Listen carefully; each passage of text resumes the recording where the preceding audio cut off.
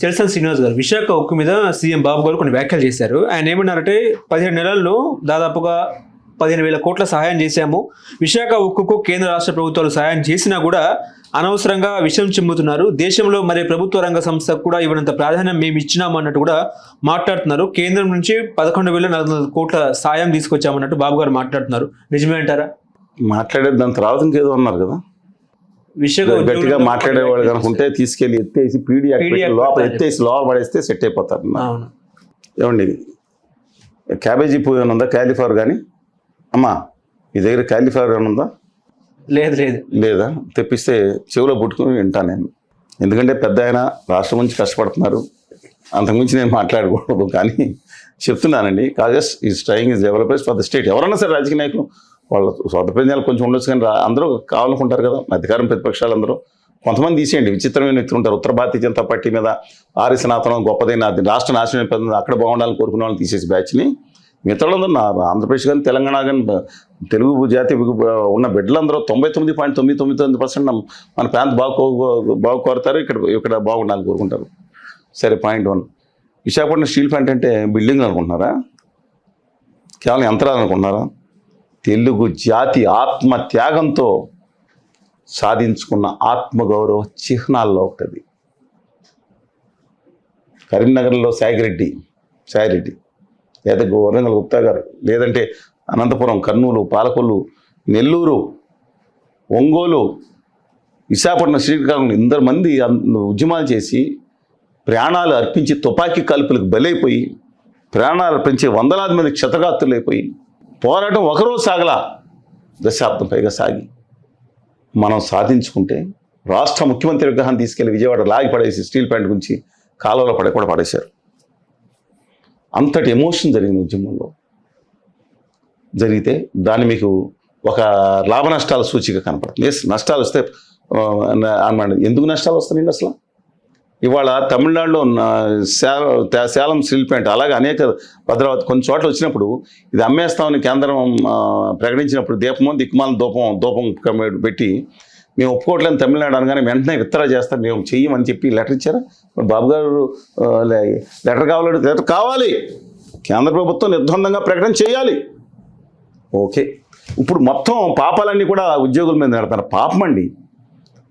గత సంవత్సరంలో ఇప్పుడు జగన్మోహన్ రెడ్డి గారే నేను సపోర్ట్ చేసినట్లా అక్కడ ఎవరో మాట్లాడారు కదా, అక్కడ ఉన్న మాజీ అధికారి గారు ఎవరో ఆ స్టీల్ ప్లాంట్ దగ్గర కొంత ల్యాండ్ తీసేసుకుని మిగతా అమ్మేసి రాజధాని పెడదాం. Now for it is to I don't know, but thing is ఆయన వీరోచితంగా పోరాడేసిన మనిషి ఇవాళ మాట్లాడే పరిస్థితులు ఉన్నారా? తూతు మంత్రంగా మాట్లాడుతాం కదా. ఆయన అమ్మాయిలకు బాధ వచ్చినా నేను ముందర తెలుగు జాతి బిడ్డలుగా మాట్లాడండి.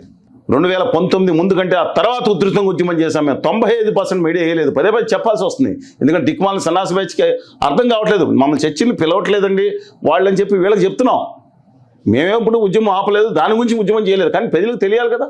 దాన్ని బట్టి ట్రోలింగ్ చేస్తారు. వాళ్ళ తల్లిదండ్రులు పెంచిన బుద్ధులకు వచ్చే వాళ్ళందరూ బూతులు రాయరు కదా.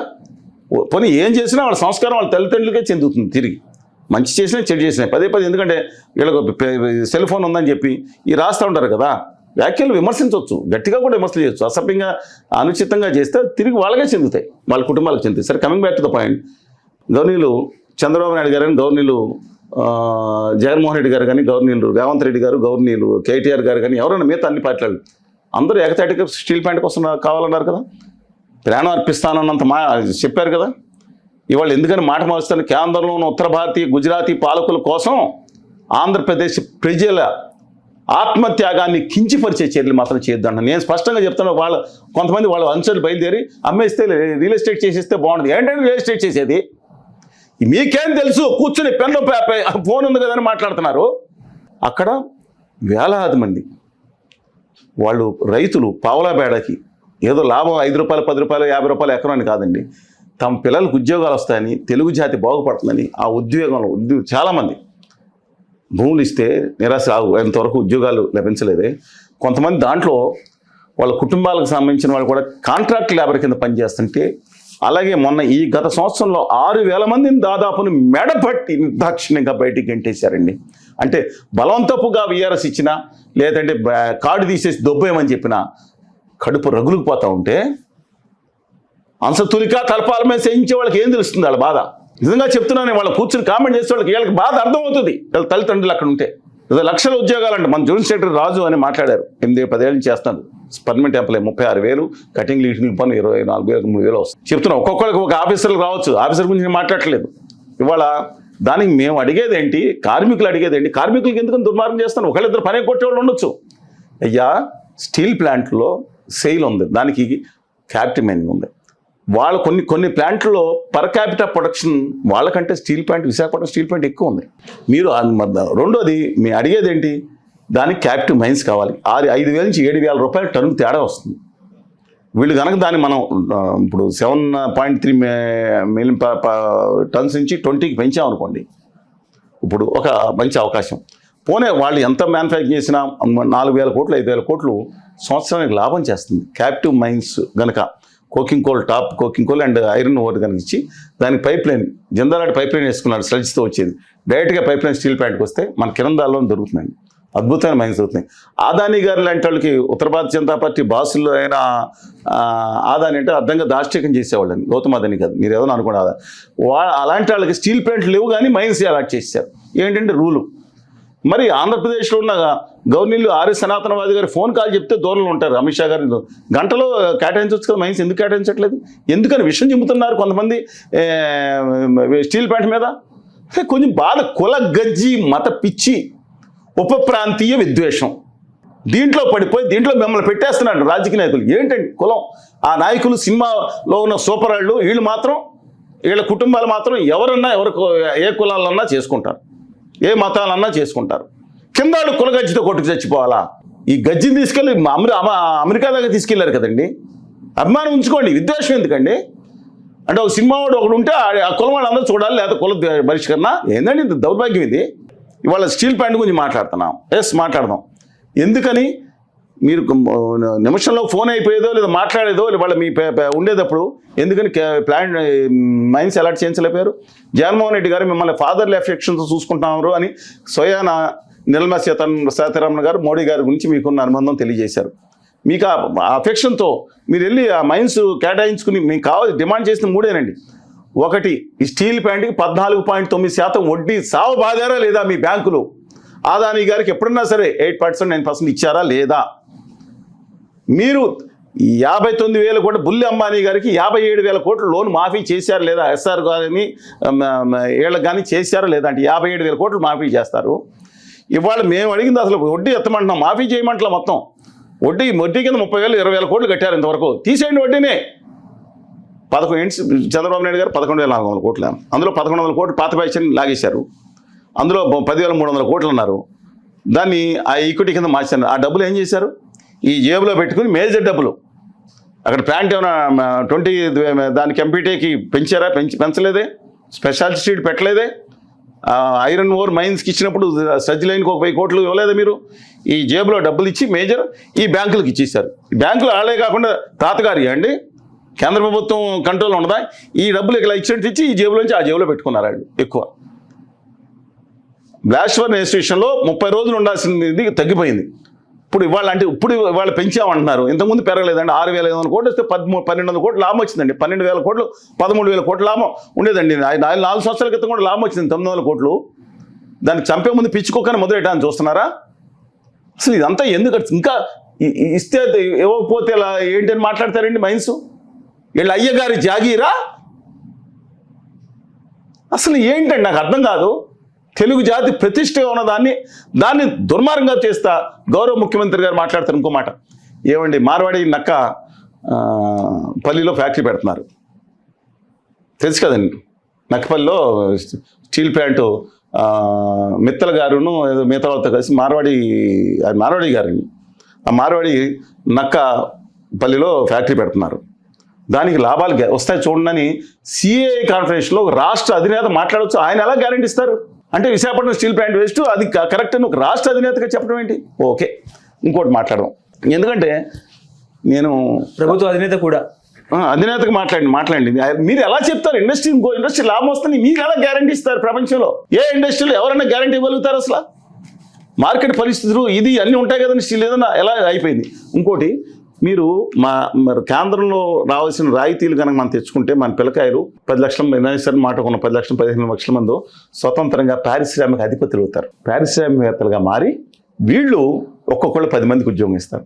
తమ కుటుంబానికి తమకే మంచి పేరు తీసుకొస్తారు, ఊరికి మంచి పేరు తీసుకొస్తారు. వలస వదలకు ముద్దయ్యే అవకాశం పడదు లేదు. అద్భుతమైన అవకాశాలు వస్తే వలస వచ్చుకుని తన ఊరికి ప్రతి ఊరు సుసంపన్నంగా ఉంటుంది. కేంద్రం నుంచి హక్కుగా రావాల్సిన రాయితీలు, హోదా, విభజన హామీల్లో రాయితీలు 100% కనుక 10 సంవత్సరాలు 15 సంవత్సరాలు వస్తే, కానీ మనకు రావాల్సిన రాయితీలు గెద్దల్లాగా గుజరాతీ పెద్దలు గెద్దలు తనుకుపోయి అక్కడ గిఫ్ట్ సీట్లోనే గుడ్డు సీట్లోనే వాళ్ళకి అహ్మదాబాద్ కాదు గాంధీనగర్కి లక్షల కోట్లు పెట్టి బుల్లెట్ రైలు 19,000 కోట్లు ఆ 2 రాష్ట్రాలకి 61,000 కోట్లు కేటాయించి 9,000 కోట్లు ఆంధ్రప్రదేశ్కి ఇచ్చారు. కేటాయించుకున్నారు రైల్లో. తెలంగాణకు ₹1 పెంచితే పండుగ చేసుకుంటున్నారు. నాశనం చేసి పడేస్తున్నారండి. అలాంటి 20 సంవత్సరాల క్రితం అప్పుడు కాంగ్రెస్ కంటే మేము ఎక్కిచ్చాం కదా. ఎందుకంటే సోది నువ్వు గుజరాత్కి ఎంత ఇచ్చావు ఈ సంవత్సరం, ఇంక్లూడింగ్ నీ ముద్దుల బుల్లెట్ రైలుకి బడ్జెట్లో ఎంత పెట్టావు, మిగతా రైలుకి ఎంత పెట్టావు, తెలంగాణకి ఎంత పెట్టావు, ఆంధ్రప్రదేశ్కి ఎంత పెట్టింది మాట్లాడలేదు ఎవరు. ఎందుకు మాట్లాడితే కులం పెట్టి పేడ వేసి కొట్టుకుంటున్నారు కొంతమంది కూడా అడుగుతున్నారు. క్యాపిటివ్ మైన్స్ కేటాయించండి. మీ దిక్కుమాల వడ్డీ ఆ ప్లాంట్కి వేసినంత వరకు వడ్డీ అంతా తీయండి. ఇంకా ప్లాంట్ దగ్గర ఇంకా 5,000 కోట్లు క్యాష్ ఉంటుంది. వాళ్ళు ఎక్స్పాన్షన్ చేసుకుంటారు. మీకు కనుక ఆ కేరళ గవర్నమెంట్ తీసుకున్నట్టు నిజంగా అమ్ముకోవాలంటే రాష్ట్ర ప్రభుత్వానికి ఇచ్చేసేయండి. ఒక అద్భుతమైన మేనేజ్మెంట్ వ్యవస్థ ఎలాంటి కంపెనీలో పెట్టండి. రాష్ట్ర ప్రభుత్వ రాజకీయాలకు సంబంధం లేకుండా ఎఫిషియెంట్ రాష్ట్ర ప్రభుత్వ ఆస్తి కింద ఆ 22,000 ఎకరాలతో పాటు అంత విలువ చేసే ప్లాంట్ కూడా వస్తుంది. అంతే తప్ప దాని నుంచి 1,800 ఎకరాలు తీసుకెళ్లి గంగవరం పోర్టుకి స్టీల్ ప్లాంట్కి అప్పచెప్పే ఆదానికి అది కూడా వెనక్కి తీసుకోవాలి. నేను ఖచ్చితంగా చెప్తున్నాను. అదే ప్రజలది 30 సంవత్సరాల తర్వాత ఆంధ్రప్రదేశ్ ప్రభుత్వం ఇవ్వాలన్నా చెందాలి గంగవరం పోర్టు. నేను ఖచ్చితంగా చెప్తున్నాను. అందువల్ల దయచేసి my humble request the honourable chief minister of Andhra Pradesh and వాళ్ళ ప్రతిపక్ష నాయకులు కూడా విజ్ఞప్తి చేస్తాను. ఉత్తర ఆర్య సనాతనవాది గారికి కూడా ఆమెన్ గారికి కూడా విజ్ఞప్తి చేస్తాను. దయచేసి my humble request to you all of you, దయచేసి ఉమ్మడిగా పోరాడితే మీరందరూ ఒకే స్టేజ్ మీద నిలబడండి. మీ అన్నదమ్ములుగా మన సాంబశివరావు గారు, వెస్లీ గారు, కేటీఆర్ గారు, రేవంత్ రెడ్డి గారు కూడా వచ్చి నిలబడతారు. మిగతా వాళ్ళతో మనం మాట్లాడదాం.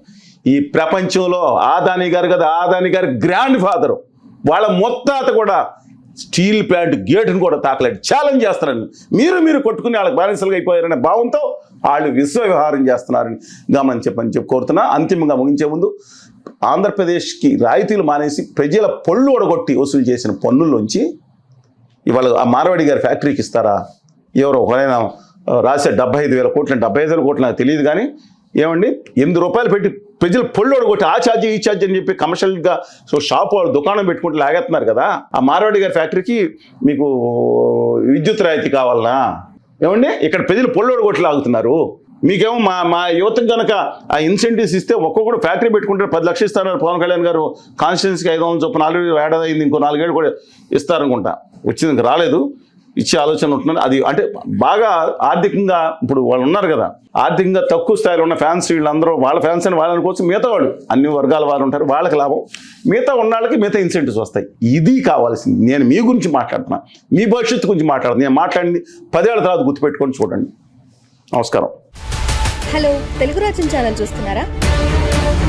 సామాజిక రాజకీయ జీవన చిత్రణే తెలుగు రాజ్యం. అతిశయోక్తులు అసత్యాలు ఉండవు. రాజకీయ కోణం కాదు, ప్రజా కోణమే కొలబద్ద. తెలుగు రాజ్యం వీక్షణ మీ ఉత్తమ అభిరుచికి నిదర్శనం.